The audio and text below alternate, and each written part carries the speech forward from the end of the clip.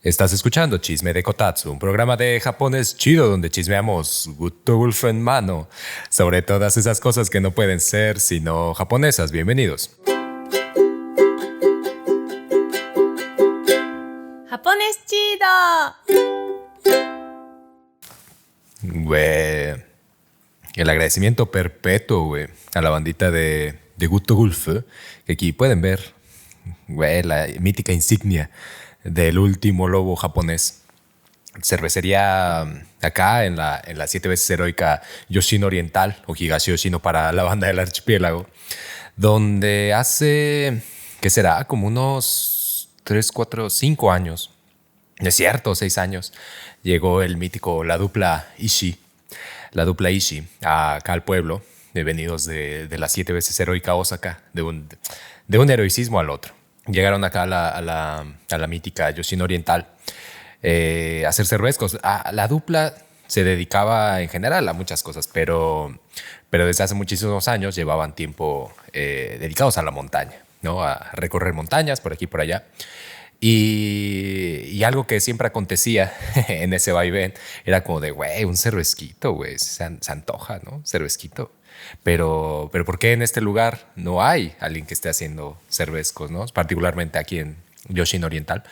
Entonces, algo que tiene, una bondad que tiene este sitio es que, pues si tú quieres hacer algo, es decir, si tú tienes un proyecto como hacer cervezco o hacer cualquier bebida alcohólica, como Nihonshu o como otro tipo de bebidas alcohólicas, pues güey, siempre eres bienvenido, ¿no? Al menos en Yoshino Oriental. Yo me quiero imaginar que en otros lugares también, pero en Yoshino Oriental hay la posibilidad de hacerlo, de hacer esto y más cosas.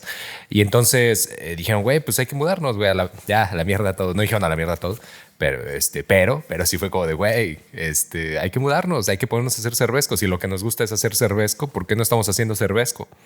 Y entonces se mudaron acá al pueblo, acá a la montaña, y en la zona de Mameo, que lo mencioné ahí en las stories, en las historias, el pueblo como tal tiene diferentes comunidades que antes de formarse un pueblo pues estaba dividido en comunidades, y en una de ellas que se llama Mameo, que se escribe, está cagado porque, pues digo, uno dice, pues Mameo, güey, ¿no? Y entonces quizá a la banda le venga a la mente el alfabeto, ¿no? Así como, Mameo. Pero para la banda que habla japonés como lengua materna, en general, o sea, si ven los caracteres es como, no mames, que eso se pronuncia así. Y es una de esas características de los poblados más arriba en la montaña, ¿no?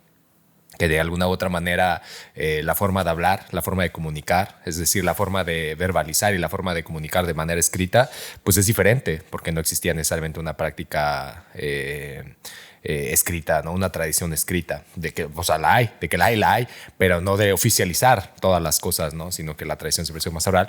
Entonces es muy interesante ver cómo precisamente ha generado, ¿no? En este trayecto de tener que dejar todo por escrito, por términos legales administrativos, ¿no? Que conlleva la modernización, el establecimiento de pautas de normas de identidad y etcétera. Ver cómo estas palabras, ¿no? Se verbalizan por la banda del pueblo, ¿no? Y que es como de, eso Mameo, güey, evidentemente, pero banda que viene de fuera es como de, ¿cómo verga se pronuncia eso? ¿No? Y es con el carácter de grande, con el carácter de frijol y con el carácter de vida, o de nacimiento, o de ¿cómo se llama? O de crudo, ¿no? Que se utiliza. O de cervezco, ¿no? Incluso de cervezco crudo, o de cervezco de barril. Pero sí, bueno, entonces el chiste es que ellos vinieron para acá, que la dupla Ishii vino para acá y pusieron esta cervecería y dijeron, güey, o sea, ¿qué puede generar, no? O sea, ¿qué puede sumar identidad? Y dos cosas tal vez que son muy identitarias del pueblo es de manera histórica y hasta cierto punto central para la historia del país, pero marginal para su reproducción, es la del Tenchogumi. Pero la otra, que me parece muy poderosa y que además creo que al menos en la actualidad se está intentando como profundizar muchísimo más, ¿no? Digamos, en racionalizar hasta qué punto, ¿no? El último lobo japonés tiene una relación con la población de aquí. Y yo creo que una de las tantas cosas que va generando esa identidad es precisamente cómo la gente, ¿no?, lo adopta como algo suyo. No es que el lobo, no es que Último Lobo no estuviera interiorizado, ¿no?, en la banda, porque las leyendas están, es decir, cada pueblo tiene sus leyendas y cada pueblo tiene sus historias. En este pueblo con particularidad, el último, porque o sea, el lobo japonés, el Nihon Okami, digamos que tiene apariciones pues, en todo el archipiélago. Sin embargo, el hecho de que aquí haya sido el último y el hecho de que el Tenchugumi también hayan venido aquí a morir, le da como a la villa, bueno, al pueblo, a esta identidad, ¿no?, de que el final de las cosas se suceden aquí. No es que la dupla Ishii haya venido a terminar aquí, no es que yo haya venido a terminar aquí, o sí, quién sabe.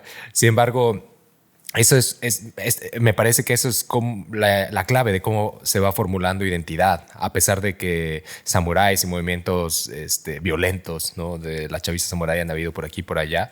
Es esta parte, ¿no? A pesar de que lobos haya habido por aquí y por allá, es esta parte, ¿no?, de que es el último, de que aquí se viene a terminar y lo que queda, ¿no?, porque queda un espectro, evidentemente, ¿no? Y ese espectro me parece que el hecho de que se pueda transformar en cervezco me parece algo interesante, ¿no? Algo que a la larga va generando otra forma, va generando en la identidad otras formas. Ahí en el pueblo hay, o sea, la gente mayor lo puede platicar mejor que yo, mucho mejor que yo. Hay muchas historias, y lo he comentado en el chisme, hay muchas historias de cómo se ve la espiritualidad del lobo en la montaña, ¿no? Como antes de entrar es menester de quien va a entrar pedir permiso, ¿no?, al lobo, pedir permiso, no a el lobo, no a un lobo, sino como pedir permiso a las criaturas lobesnas que habitan la montaña, tal vez reales, tal vez fantasmagóricas, tal vez desvanecidas, es decir, sin la posibilidad de garantizar su ausencia o garantizar que están ahí, ¿no?, su presencia. Sin embargo, es importante, ¿no?, generar esa conexión espiritual con las criaturas de la montaña, que en este caso las de Higashiyoshino están dominadas por la idea de que es el lobo quien está ahí. Entonces me parece muy chido. Y este cervezquito que tienen, se llama Roro, o Roro, que está cagado porque Roro, digamos que si el nombre de la cervecería es El Buen Lobo o de Gutto-Gulf, el nombre del cervezco es de Roro, que puede ser algo así, traducirse algo así como el buen lobo del Japón. Y me parece muy cagado, que es reflexión quizá de otro programa, que Okami como tal, pues podría, o sea, se escribe casi siempre en katakana, ¿no? Y entonces hace referencia como al gran Dios, ¿no? O sea, pudiera ser así como de de grandeza y kami de deidad, ¿no?, como gran deidad, pero no se escribe ni con los caracteres, ni cuando se escribe en kanji no se escribe así. Sin embargo, fonéticamente pareciera, ¿no?, aludir a, y me parece, cuando menos, interesante, cuando menos. Pero bueno, entonces el caso es con esta cervecita, con este cervezquito, lo ponen a reposar con cedro. Y entonces tiene un aroma a cedro bien bueno, güey. No sé si la banda alguna vez ha probado acá el tarusake, que es como una especie de nihonshu. Bueno, no es una especie, no es una especie, es uno. Se deja reposar, ¿no?, en unas barricas de cedro. Es un nihonshu que se deja reposar en barricas de cedro. Y cuando tú lo pruebas, sabe, güey. O sea, parece que estás lamiendo el cedro. No, es cierto, no sé. Bueno, no sé por qué nunca he lamido cedros, pero me imagino que la banda apasionada por lamer cedros dirá, güey, este cedro sabe a tarusake. Yo creo que han de decir. Entonces, digamos que la cervecita, este cervezquito de los Gutto-Gulf, tiene ese aroma a cedro, güey. Está muy cabrón, muy cabrón. Como un cedrito así medio ahumado. Uf. Además, si llegas en invierno y cuando abren, siempre están prendiendo la leña afuera. Entonces, puta, güey. No mames. Cervezquito con olor a aroma a cedro, güey. Este lugar, güey. Y una leñita afuera, güey. ¿Qué es esto, güey? ¿Qué es esto, güey? Despiértenme, sáquenme de este paraíso. No me saquen jamás. Güey, se fue a la festividad de festividades, en la Nara más citadina, en la antigua capital. Por ahí igual vieron las historias, no sé, pero, güey, un ritual muy perro, güey. Yo creo que hay rituales en todo el archipiélago. O sea, no lo creo, hay rituales en todo el archipiélago. No los he presenciado todos, he ido a algunos. A mí, rituales que me han fascinado de a montón, por aquí y por allá. Sin embargo, siento que algo que distingue a los de Nara, en esta zona, en la zona de Kansai, que es una zona vista desde lejos como el centro, ¿no? O sea, visto a nivel como país, es como el centro. Visto desde aquí es como ahora es el oeste, ¿no? Y en este conflicto permanente del este y el oeste, ¿no? El este es de un punto hacia la metrópoli Tokiota y el oeste es de un punto hacia, ¿no? Las antiguas capitales, ¿no? Nara, Kioto y el origen del Yamato. Si pensamos en esta zona, me parece que uno de los intereses de los rituales en Nara es lo fantasmagórico.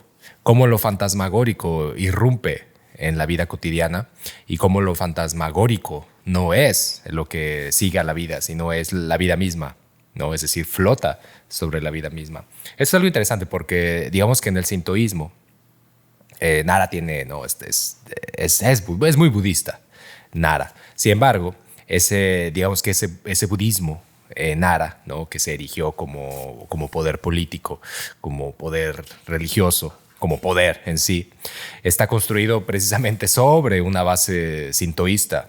Y entonces, digamos que al ser erigido el budismo sobre una base del sintoísmo, empieza a generar como distintas problemáticas, ¿no? Distintas diferencias, pero a la vez distintas soluciones, ¿no? Es decir, si un temor del sintoísmo, lo menciona en el capítulo de UNEME, es la muerte, pues el budismo ofrece una solución, ¿no? Es decir, pues sí, una contraparte, ¿no? A esa idea de que la muerte no es un punto al que se va, ¿no? Sino que la muerte se queda aquí y genera un desbalance de energías, ¿no? Un kegare, una contaminación. Entonces el budismo lo que ofrece es deshacerse de ese kegare, ¿no? De otra forma. Mientras que el sintoísmo lo que haría para deshacerse de cualquier contaminación que pudiera ser producida por la sangre, por la muerte, es la ritualidad. Digamos que lo he mencionado en otros capítulos, lo menciono de forma breve para dar contexto. En el sintoísmo, una de las problemáticas, sino que la problemática central, la preocupación central, es la de mantener el orden del mundo. El mundo no concebido como todo el mundo. Ahora sí, hoy en día se habla de todo el mundo. En aquel entonces el mundo concebido como el territorio, ¿no? En el que se habita. Digamos que la preocupación del sintoísmo era mantener ese orden, ¿no? Es decir, el orden está regido por energías y todas las energías constituyen fuerzas, ¿no? Entonces un propósito es mantener el orden entre esas fuerzas, ¿no? Es decir, van a estar y existen, pero ¿cómo le vamos a hacer para que no generen, ¿no? un dominio de unas sobre otras?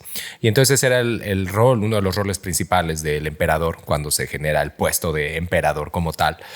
Y me parece muy loco porque va cambiando, ¿no? En algún momento lo platiqué en aquel episodio ¿en cuál episodio? El de Jingu, donde, ¿no? Las mujeres, digamos que constituían el poder religioso más importante, un poder político también de relevancia porque se iba intercalando, es decir, no era absoluto el patriarcado, sino que había en la participación de las mujeres un poder bastante importante, ¿no?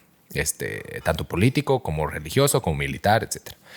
Y entonces digamos que a ellas se les daba, ¿no? Esta posibilidad, más bien se les daba esta responsabilidad de mantener ciertos equilibrios, ¿no? De comunicar lo supernatural con lo terrenal en este plano existencial. Y entonces cuando cambia, digamos que la cosmovisión en el archipiélago, que decía en el archipiélago también yo lo estoy generalizando porque lo hablamos en este capítulo de los emishi, no se puede homogeneizar a todo el archipiélago en ningún momento, y menos en el siglo VIII, cuando Nara era la capital. Nara fue la capital en el siglo VIII y ya. Aunque como Nara, ¿no? O sea, como la capital de este estado central llamado Ritsuryo. Antes de eso, Nara era pues, evidentemente importante, ¿no? Pero digamos que en la construcción ya de un estado central, Nara fue la capital hasta el siglo VIII. Pero también el siglo VIII representó un cambio, ¿no? Un cambio en la cosmovisión del territorio, un cambio en la cosmovisión de la sociedad del Ritsuryo, de este estado central, que habitaba particularmente la zona de Kansai. Y entonces las mujeres, en aquel entonces estaba la emperatriz Shotoku, por ejemplo, ¿no? La emperatriz Shotoku cuando Nara era la capital. Y hay un cambio muy brusco, ¿no? En el orden, en la cosmovisión, en el orden, porque el régimen pasa a ser uno más bien patriarcal, ¿no? Cuando la capital se lleva a Kioto, chinche Kioto, güey.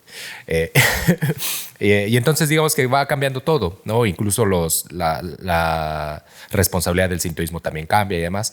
Pero a nivel general, podríamos decir que la preocupación siempre del sintoísmo ha sido ese balance de energías, ¿no? Causadas por todo tipo de problemáticas. La muerte puede ser una de ellas, probablemente es la que más cause un desbalance. Entonces, si hay una muerte, hay que hacer un ritual, ¿no? Para sanar esa muerte. La sangre, la placenta, lo hemos platicado en distintos episodios, ahí para que se pongan al corriente. Pero digamos que entre ellos la muerte pues es uno que causa bastante pavor, ¿no? Porque puede generar precisamente una contaminación, un kegare tan grande que pueda generar catástrofe en este plano existencial en el que habitamos. Por lo tanto, el budismo de alguna u otra manera llega a solucionar esa parte, ¿no? Pensamos en el siglo VIII, cuando Nara era la capital, se funda a partir del Estado, no es que no existiera antes, se funda como tal un ritual muy importante, que es el que fui a ver ayer o antier. Ya no sé qué día estamos, pero bueno, el fin de semana, que se llama el Wakakusa de Yamayaki. Wakakusayama es la montaña que usted ve en Nara, ¿no? Es así, una montaña impresionante, muy bonita, muy bonita. Perdón si le hice acá un desastre de bolas, ¿no? En el sintoísmo. Pero regresando un poco a la cohesión, digamos que si usted ha ido a la ciudad de Nara, Nara es esta zona plana. No, que aparece en un texto, güey, así aprovechando el paréntesis, aparece en un texto de la Tokidoki Hakusho esta idea sobre las ciudades planas, ¿no? Y sobre por qué la rebelión se gesta en las montañas y por qué las ciudades establecen un control a partir de las planicies, ¿no? Está muy loco, güey, un texto del Laoki, de mi cuate Laoki, para que le echen un par de ojos. Está en la revista 3 de la Tokidoki Hakusho, donde hablamos sobre el ZLN, se reflexiona sobre por qué la rebelión acontece en las montañas y demás. Pero bueno, el caso es que usted llega a Nara y pues es plano, ¿no? Es así una ciudad plana, alrededor de montañas y en muchos venados. Y hay una montaña que sin duda sobresale, que es la de Wakakusayama. Esa montaña, pues y sobre todo sobresale, no solo porque es gigante, sino porque aunque todo está lleno de árboles, esa montaña no tiene árboles. Está pelona. Y entonces se dicen, sí, ahí se juntan los venados y los puedes ir a ver y no sé qué, y haces como un hiking y subes y pues, se ve chido, desde ahí se ve toda la ciudad, se ve muy cabrón. Sin embargo, esa montaña no está pelona por ninguna razón, ¿no? O sea, así como está pelona porque no le crece nada. Hablamos en el capítulo de Uneme sobre cómo Uneme, esta cortesana, se suicida en el estanque Sarusawa, en el lago Sarusawa. Oye, un estanque, antes un lago, Sarusawa. Y entonces el emperador de entonces, para calmar su furia, para calmar lo fantasmagórico, hace un ritual, ¿no? Es decir, propone un ritual para, digamos, que complacer el espíritu de Uneme y que no fuera a pasar, ¿no? A acontecer ningún merequetengue. Y esto sucede en el mismo periodo donde se va a instaurar este ritual del que les voy a hablar ahora, que es el de quemar la montaña. ¿Por qué se quema la montaña? Porque cuando Nara se establece como capital, digamos que empieza a poner en el estado central pues ya una preocupación genuina por un lugar en concreto, por un centro, ¿no? Es decir, si bien antes las comunidades tenían diferentes preocupaciones y es decir, si pasaba un problema por acá, pues era tu problema, ¿no? Pero no era el problema de todo el régimen, de toda la sociedad. Sin embargo, al establecerse Nara como la capital, como el lugar donde el Estado central existe, entonces el problema en cualquier comunidad aledaña era el problema del Estado central, porque si algo sucedía, se iba a trasladar al Estado central, a Nara, la capital, y eso generaría una problemática, sobre todo pensando en que en el siglo VIII, como lo vimos en el capítulo de los Emishi, se estaba tratando de expandir el imperio. Entonces la preocupación es en todo sentido física y supernatural, ¿no? Es decir, nos preocupa la invasión de la otredad, pero también nos preocupa la presencia de la otredad en su figura fantasmagórica. Y entonces, en la montaña, las montañas, lo he mencionado muchas veces, son estos lugares donde existen todo tipo de existencias, valga la repetición, que pareciera absurda, pero no lo es. Y esto lo digo porque en japonés hay una palabra que es la de sonsai, que es justamente como la de existencias. En todo sentido, que me gusta muchísimo esa palabra. Entonces, bueno, se cree que en la montaña habitan todo tipo de existencias, quizás es la mejor forma de decirlo. Habitan todo tipo de existencias. Y entonces, una de los temores existentes en la capital es que estas existencias pudieran generar un desbalance de energías que el sintoísmo no pudiera corregir, ¿no? Que no pudiera prevenir. Y entonces el budismo lo que propone es la quema. Dice, güey, si quemamos esto, güey. Ya se hacía en el sintoísmo, pero no como una quema de la montaña, porque eso pudiera generar precisamente un desbalance peor. Sin embargo, cuando entra el budismo en Japón, que entra por ahí del siglo VI, se hace una especie de mezcla entre rituales del sintoísmo y del budismo, porque el fuego, esta idea de crear un tondo, que lo comenté en el capítulo anterior del Kotatsu, esta idea de crear un tondo donde se quemen amuletos, pues sí tiene una sustancia muy sintoísta en su creación, en la idea del fuego, pero el quemar la montaña para purificar, pues tiene que ver también mucho, ¿no? Obviamente con la creación, ¿no? Con el fin de algo y el nacimiento de algo nuevo, ¿no? En este caso el de los pastos, ¿no? Con algo que pudiéramos ver en la construcción de los campos de arroz, ¿no? Que hay que quemar la tierra para otra vez volver a sembrar. No solamente el campo de arroz, en general en la siembra. Pero cuando pensamos en la montaña, en la quema de la montaña, quizá tiene una connotación distinta. Si lo pensamos, sí, pues por ejemplo en la época de reforestación, cuando aquí en Yoshino se plantaron muchísimos árboles, pues sí, ¿no? Es decir, había que sanear la tierra para entonces generar, ¿no? Muchísimos árboles, cedros, pinos, etc. Cuando lo pensamos desde el momento ritual, es la protección de la ciudad, es decir, vamos a quemar este lugar para evitar que los fantasmas, para evitar que los espíritus, para evitar que esas energías desciendan, ¿no? Si no, vamos a hacer que el fuego las mantenga aquí, así como uno quema un amuleto y el amuleto se lleva, no es el amuleto, no es el objeto, es todo lo que uno puso ahí, ¿no? Las esperanzas, los sueños, las preocupaciones, todo lo puso ahí. Incluso cuando se hace el tondo, por ejemplo, cerca de donde yo vivo, no lo hacen aquí en Mameo, por ejemplo, que es en el tondo en el que se arma más pachanguita, en el tondo en donde yo vivo.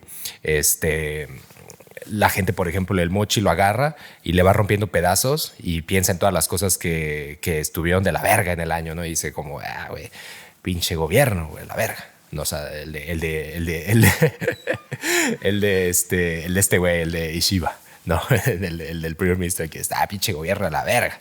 Y tú también, Kishida, estás de la verga, ¿no? Así como, y tú también estás de la verga, ¿no? Y así aventándolos estos. Rompiendo el mochi y diciendo, ¿no? Que estuvo de la verga y lo vas aventando al fuego. Digamos que tiene eso, ¿no? No es el mochi, no estás quemando un mochi, estás quemando algo más. Entonces, en ese sentido, cuando uno quema amuletos en el tondo, estás quemando algo más, no es el objeto. Cuando tú estás quemando la montaña, no estás quemando la montaña, el pasto, estás quemando algo más, ¿no? Todo lo que tú ves en esa montaña, todo lo que está representado en esa montaña.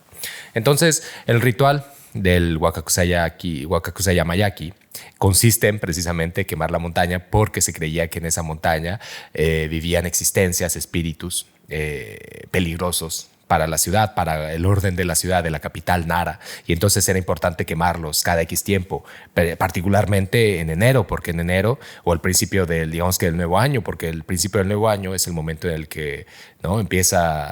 Viene una nueva época, y para el principio de esta nueva época es necesario mantener todas las cosas de peligrosas restringidas para que entonces el comienzo sea, digamos, en todo sentido, posibilidad beneficiosa nada más, no bien o malo, sino puro beneficio, ¿no? Nada perjudicial, no energías que puedan constituir un desorden, un desequilibrio, y vamos a mantener todo eso ahí, ¿no? En la montaña. Pero bueno, entonces digamos que regresando al fin de semana, pues uno llega a la ciudad, ¿no? De Nara, y pues está así todo plano y así. Particularmente este año había un chingo de gente, particularmente este año. Y tiene mucho que ver, pues obviamente, con el turismo que ha estado llegando desde todas partes del mundo. Particularmente en este momento, la gente de la bandita de China, de Vietnam, de distintos países de Asia, tienen vacaciones por el fin de año, ¿no? Cuando sobre todo estos países que todavía siguen acorde a ese calendario y que no se han dejado arrastrar por el mar del calendario occidental, del tiempo occidental. Tiene vacaciones, entonces estaba aperradísimo, aperradísimo. Y eso, pues ya de entrar a un lugar con mucha gente dices, güey, de la verga. Pero la ventaja de esto es que, pues como se quema la montaña, pues tú puedes verlo desde donde sea, vas a ver una montaña que se quema, ¿no? Entonces yo llegué temprano, más o menos como a las 3:30, es temprano.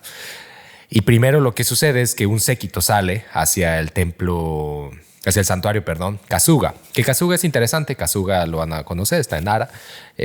Normalmente mucha banda va al Todaiji, pero Kasuga tiene más historia en el sentido de que es más antiguo y que está imbuido de mucha mitología. En ese sentido me refiero a que tiene más historia. Historia tienen los dos y importancia tienen las dos construcciones.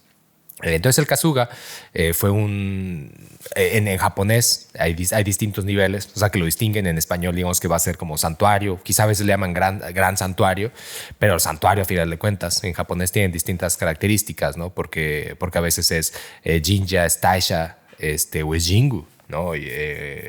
O no milla, van cambiando, milla. Que eso implica niveles. Entonces digamos que Taisha es un nivel superior, ¿no? Al de Jinja, al de un santuario así, ¿no? De la perrada, ¿no? El Taisha es como, güey, el Taisha, güey. Entonces hay un séquito que parte hacia Kasuga Taisha porque justamente en ese día hacen un tondo, es decir, un fuego, para quemar los amuletos. Entonces va el séquito, ahí van a prender las antorchas, de ahí van a agarrar el fuego que se van a llevar hacia la montaña. Entonces primero van hacia el Kasuga, hacia el santuario Kasuga. Desde ahí se pide por muchas cosas, ¿no? Es decir, cada año son cosas distintas. En general se dice, ¿no? Que el fuego pacifica en lo fantasmal, pero seguramente desde estas teorías, ¿no? Más belicosas de la pacificación, probablemente pacifiquen otras cosas, quién sabe. Pero digamos que el fuego en general se ve como un elemento purificador. Entonces se pide por ello, se pide por la paz en general, se pide por la calma de la comunidad, porque no haya fuerzas fantasmales que puedan acechar con terror a la comunidad. Y entonces se enciende un fuego nada más. Y ese fuego se pone en una lámpara. Y esa lámpara se sube hacia la montaña. Y entonces parte el séquito hacia la montaña. Lo compartí en algunas historias. Está muy loco, güey. Está muy loco porque digamos que evidentemente pues, toda la banda se viste, ¿no? Con trajes de la época. Y entonces visualmente está muy chido. Visualmente está muy chido. Se visten con trajes de la época del siglo VIII. Entonces vemos cuando los monjes budistas no eran solamente monjes budistas, ¿no? Sino que el budismo era un poder militar. Eso está muy chido.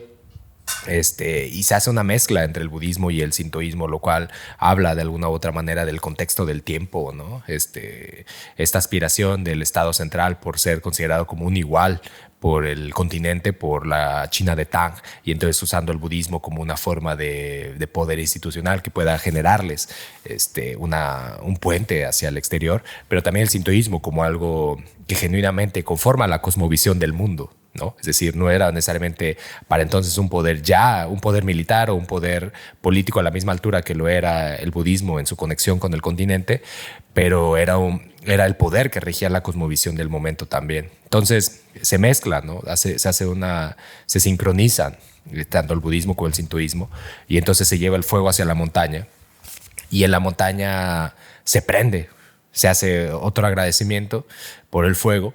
Se venera la montaña, se pide de alguna u otra manera la calma por el espíritu, los espíritus que residen ahí, que habitan ahí. Hay una tumba desde hace un chingo de tiempo. O sea, la tumba como tal, la escena como tal aparece en el libro de la mítica Sei Shonan-gon, en ese libro llamado El libro de la almohada, que le sigue al de Murasaki Shikibu, al del Genji Monogatari, como uno de los libros, como una de las novelas que mejor explican y que mejor ven, ¿no? El periodo en el que suceden, en el que nacen, que es el periodo Heian, del siglo VIII, finales del siglo VIII.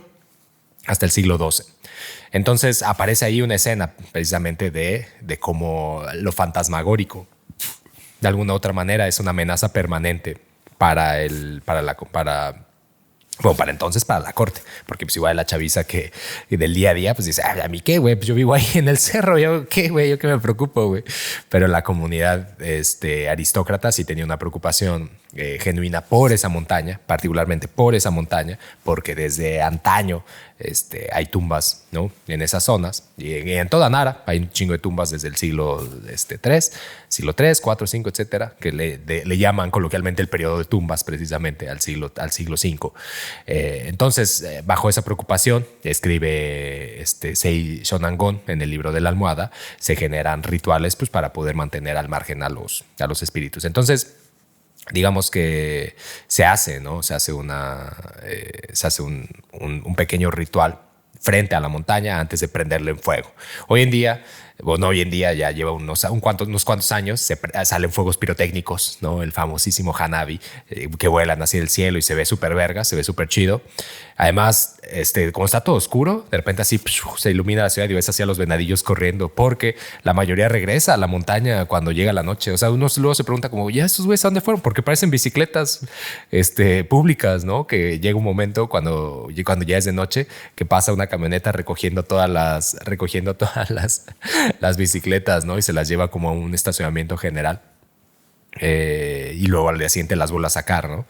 Aquí pasa lo mismo, como que de repente ya oscurece, ya no hay venados y dices, ¿qué pedo, güey? Toda la banda que estaba aquí agazapada en el parque de donde se fue, pues van al cerro, ¿no? Pero pues como no pueden entrar al cerro en ese día porque pues te va a prender en fuego, siguen ahí corriendo, los ves así corriendo por todos lados cuando los fuegos pirotécnicos se encienden.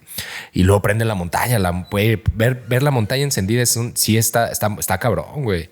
Está cabrón porque sí se prende, güey, genuinamente la ciudad entera. O sea, no es una ciudad que esté demasiado iluminada porque tiene muchos parques, ¿no? Y digamos que los templos y santuarios principales son extensos, ¿no? Entonces no solamente es el edificio, sino que tienen como una cobertura muy amplia.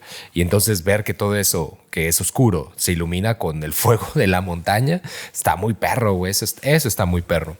Y creo que más allá de eso, más allá de lo visual, y es una pregunta que les compartía, ¿no? Si hay alguna pregunta que quieran hacer para este chisme con la banda de Guto Ulfo, háganlo. Ya lo comentaré con otro cervezquito. Pero me parece que es lo que está imbuido ahí, a mí lo que me sorprende más, lo que me puede muchísimo más. Güey, esta belleza, güey.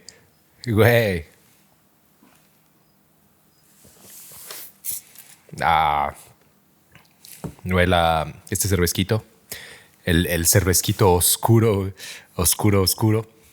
se llama Kuro Wolf, porque pues, güey, ¿cómo se va a llamar si no lobo oscuro? Kuro Wolf es una cerveza que hacen con té verde rostizado, que se llama Hojicha. Aquí en el pueblo hacen Hojicha desde antaño. De hecho, mucha banda. O sea, se cree que Kioto es la capital del té. ¿No? ¿Qué mamadas? Bueno, no es cierto. No. Alto respeto y agradecimiento a la gran Kioto, a la antigua capital Kioto. Es solo que, en general, la tradición del té no reside en Kioto ni nace cuando Kioto se hace capital, sino que en general los pueblos de la montaña siempre han tenido el té como, o sea, siempre es un decir, no siempre así, desde que hay vida, güey.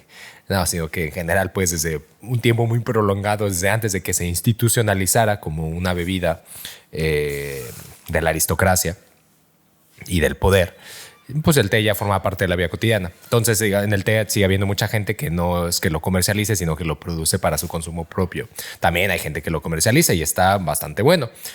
Tal vez la diferencia, y lo dice, hay un vato acá que se llama Hattori-san, que por ejemplo, ese güey hace té, ¿no? Él trabajaba en una empresa de allá de té en Kioto y decía, no, pues es que pues, al final para producir tanto a esos niveles de venta, o sea, que quiere la compañía vender, pues le tienen que meter una manita, ¿no? a la producción, es decir, algunos químicos para garantizar que la hoja pueda desarrollarse bien, ¿no? Pues para que no tenga plaga y demás.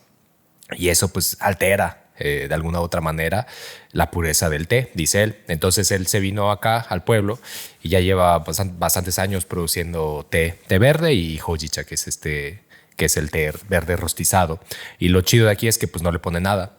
Como no hay la necesidad de generar unas grandes cantidades ¿no? para sostener el mercado del té, dicen, güey, pues nosotros vamos a producir lo que podamos producir, pero partiendo de la base de que es para un beneficio de la salud, beneficio del cuerpo, es parte de la alimentación, de la vida diaria.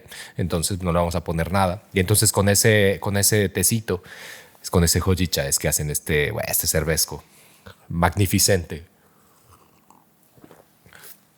Entonces ahora sí. Yendo a la parte, ponía esta parte, ¿no? De que hicieran preguntas si tenía algunas y las anoté en esta libretita que está bien chila, güey. Me la regaló Karen allá cuando fue el chisme en Morelia, en la mítica, en la 7 veces acueducta Morelia. Karen se encargó de todo el pedo, de todo el merequetengue en la gran internacional, a quien les mando un saludo.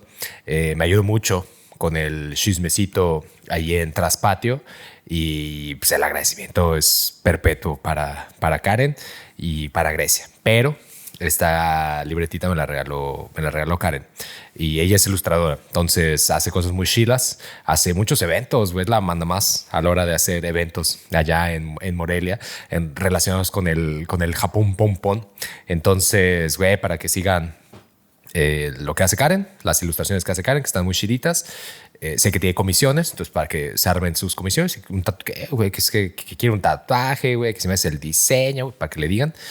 Hace, pues, obviamente, libretas y demás, pero también organiza un montón de cosas referentes al Japón Pompón ahí en Morelia. Entonces, pues, para la bandita de Morelia que esté por allá, en las cercanías, pues ya sabe. Ahí de todos están las páginas. El caso es que aquí anoté las preguntitas y me decía, y creo que va muy, muy acorde a lo que quería comentar en la parte final, no sobre el espectáculo, no sobre el espectáculo en sí, sino sobre lo que hay, ¿no? Lo que hay imbuido en un ritual así. Eso me lo pregunta Eric, a quien además el agradecimiento, güey, gracias por leer la Tokyo Ki Hakusho, mítico Eric. Preguntaba desde qué lugar espiritual lo vio, o sea, ¿no? O sea, cómo es esta parte espiritual, ¿no? ¿Cómo lo has vivido? Algo que me parece muy loco y puede ser coincidencia, porque tal vez lo es, porque tal vez tiene que ver con el momento del año en el que se hace, tiene que ver quizá con que sea un archipiélago, ¿no? Porque esté rodeado de montañas, la ciudad de Nara. Pero cada vez que he ido a rituales en la ciudad de Nara, donde se celebra, o no se celebra, el punto central es la pacificación de los espíritus fantasmagóricos a los que se les tiene miedo, siempre sopla un viento muy cabrón. Y eso no sé, a mí me impresiona mucho, güey. Tal vez porque soy muy fácil de impresionar, tal vez porque me dejo engullir, pero creo que es la cosa con los rituales, ¿no? Eso es la cosa con los rituales, es dejarse engullir. En las pláticas, en el cotorreo que tuvimos en México sobre la Tokidoki Hakusho, lo platicaba. Creo que la base de la ritualidad es esa, güey, es dejarse engullir por el ritual. Hay en la idea del realismo mágico como literatura, lo platicaba en otro chisme. Es un concepto, ¿no? que se genera dentro de la literatura, pero es una realidad que se desborda y que el lenguaje no puede contener, porque la intención del lenguaje, el objetivo del lenguaje es contener la realidad para poder expresarla. Sin embargo, la realidad se desborda ante este lenguaje y entonces el lenguaje tiene que hacer uso de todas sus artimañas para poder contarnos lo que se está viviendo, lo que está aconteciendo, y es ahí cuando se cae, ¿no? En este realismo mágico. Yo creo que parte de la ritualidad tiene mucho que ver con eso, ¿no? Es algo que te desborda y es algo que te sumerges. Yo lo veía esta vez. El año pasado, por ejemplo, estaba... No, o sea, no había banda, o sea, tú estabas pegado, güey, al ritual. Este año yo creo que es la primera vez que veo tanta gente, güey, tanta gente ahí. Y lo estás viendo y es eso, o sea, de principio a fin la gente está tomando video o la gente no, mucha banda no sabe qué está pasando, solamente pues o estaban ahí, les tocó de repente que se prende una montaña o van pasando por ahí, ven un chingo de gente y dicen, ¿qué pedo, qué pedo?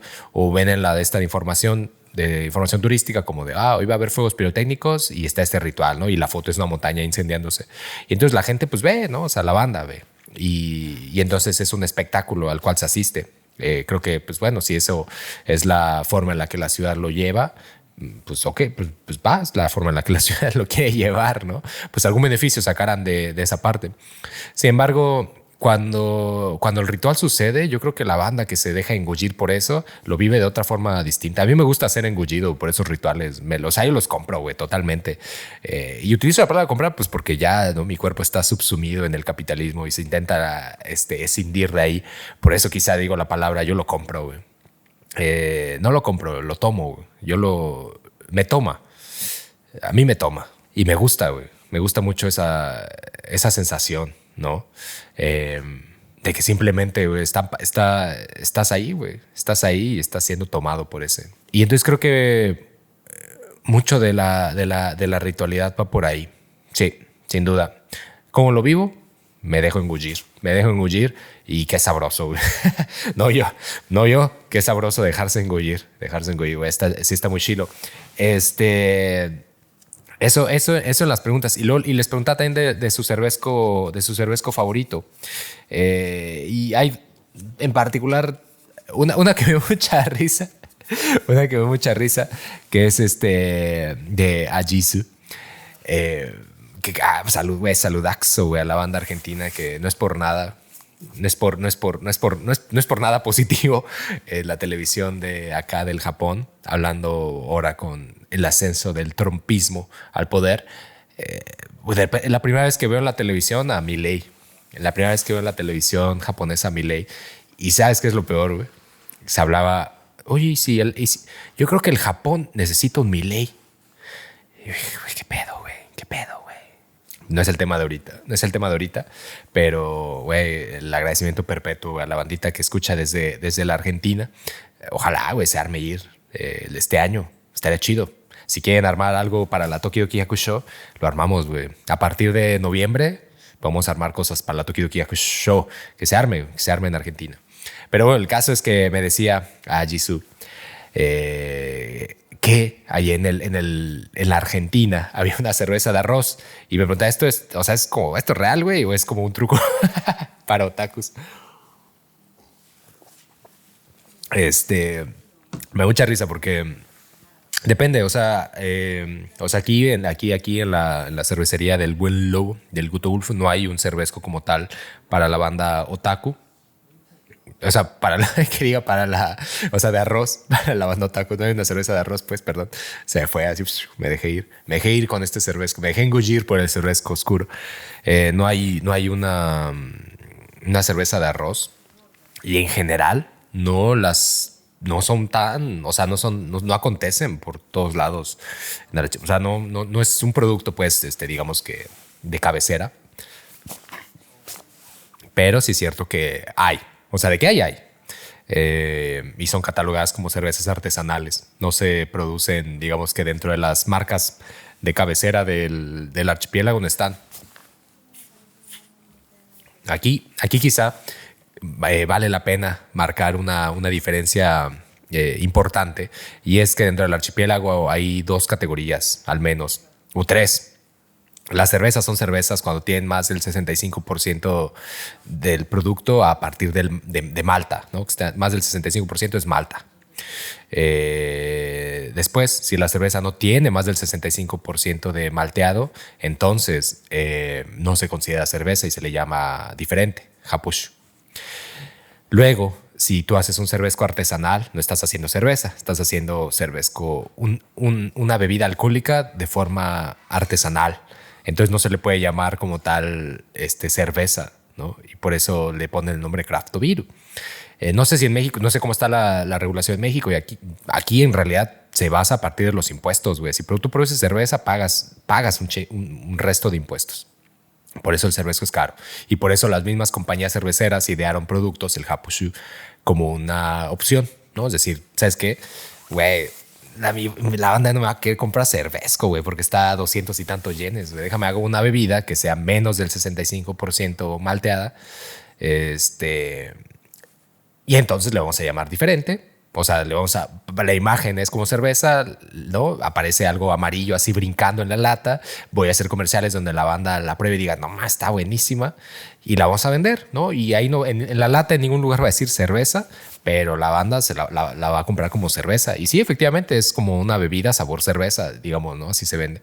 Paga menos impuestos, es más barata. Entonces, si tú pagas por una Asahi Super Dry, como 260 creo, yenes por una lata, por una bebida sabor cerveza pagas la mitad. Bueno, no, sí, 130, 140. Entonces, pues, güey, para el bolsillo es más amigable. Y la verdad es que hay cervezas bastante chilas, bueno, bebidas estilo cerveza bastante chilas, que a mí, dentro de la lista, güey, yo pondría número uno, sin duda, o sea, no del, o sea, de en general de todo, que esto me lo preguntaba Karen, que, güey, el agradecimiento perpetuo por ir a la plática de ahí de ciencias políticas y sociales. Para mí la top está aquí, en Yoshino Oriental, y se llama Good to Ulf. Para mí esa es la top. Ya después, si nos vamos dos, tres y así, diría que quizá güey, la Orión es chida, güey.